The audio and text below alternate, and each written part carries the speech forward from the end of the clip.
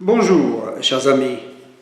Désormais, nous entrons dans une phase de confrontation accrue avec le régime en place. Dès lors, debout comme un corps compact face aux institutions et à leurs hommes, autrement dit le gouvernement, les assemblées, la présidence intérimaire et à présent l'état-major de l'armée,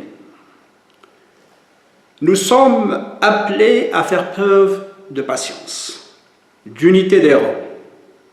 Nous sommes appelés à afficher haut, très haut, notre nature pacifique pour faire échouer les sournoises menées déstabilisatrices et provocatrices qui tentent de nous atteindre. En définitive, qu'attend le peuple du chef d'état-major Salah Gaïd?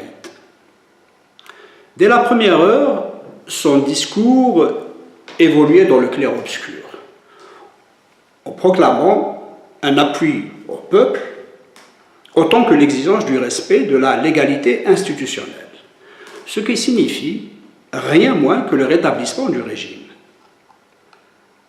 Un instant menacé par une alliance improbable d'adversaires tapis parmi les anciens officiers limogés de l'ex-DRS et le cercle de l'ex-président de la République, le chef d'état-major revendiqua la proximité du peuple, brandissant en étendard la légitimité et la justesse de sa contestation. En vrai, chers amis, doutions-nous un seul instant que la proclamation de Ben Salah à la présidence intérimaire allait avoir lieu? Certainement pas, sauf à vouloir surestimer la vigueur de nos voix.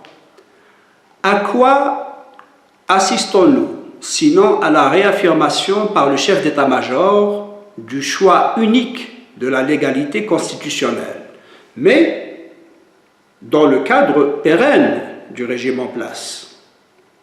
Fort de cette logique, il nous exhorte à l'acceptation de ce nouvel ordre imposé, avec patience, conscience et vigilance, dit-il. Des mots abscons, incompréhensibles, assénés comme autant d'injures à l'intelligence du peuple, lui dont les appels sont directs et limpides. Refonder le système politique, refonder la démocratie en commençant par l'éloignement imminent et massif des hommes du système. Voilà ce à quoi appelle le peuple. Le chef d'état-major, Gaïd Salah, par ailleurs maladroit comme tous les militaires, mais néanmoins autoritaire, s'érige en patriarche de la nation et emprunte au peuple son langage, parlant lui-même de Isaba, à ceci près que sa définition est réductrice, puisqu'elle exclut pour l'essentiel le régime qu'il représente de nouveau comme vice-ministre de la Défense nationale. Le chef d'état-major évoque déjà le temps des poursuites judiciaires contre des individus ou des groupes ayant porté atteinte aux finances publiques ou causé des préjudices au trésor de l'État. Cela ne confine-t-il pas, chers amis, cela ne confine-t-il pas à une tentative de diversion tendant à distraire l'opinion publique jusqu'à vouloir la détourner de la question fondamentale qui est la régénération de la République par une saignée profonde et salutaire dans le personnel corrompu du système de l'État.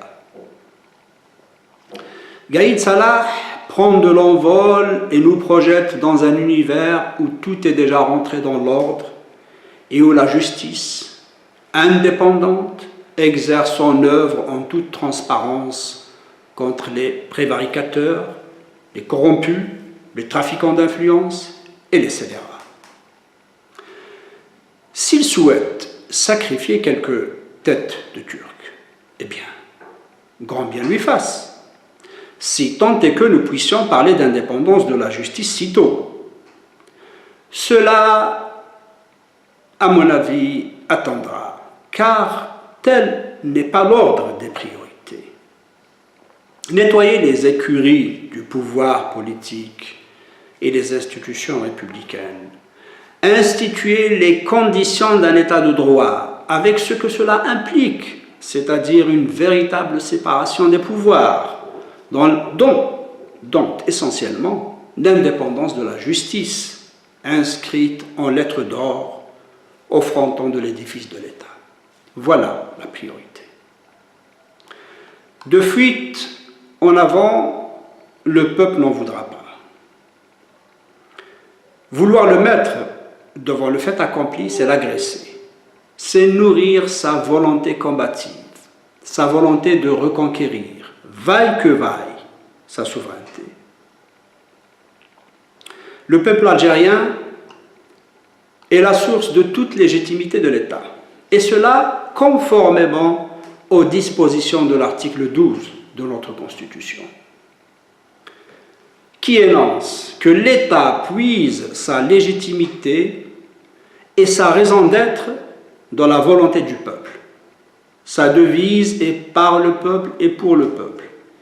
Il est l'État au service exclusif du peuple. Alors, chers amis, ne sommes-nous pas dans notre droit le plus absolu? Par conséquent, de quelle autre légitimité constitutionnelle parlons-nous?